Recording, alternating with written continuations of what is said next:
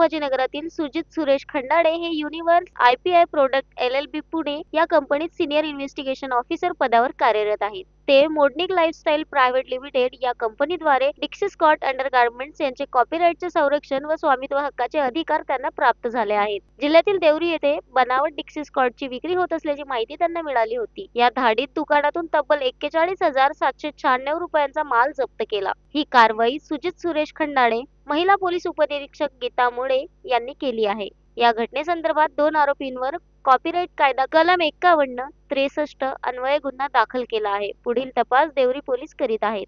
Sunil Kawale, the sting operation news, Gondia. The sting operation news, सत्याचे दुसरे नाव, अन्यायावर लेखणीचा घाव।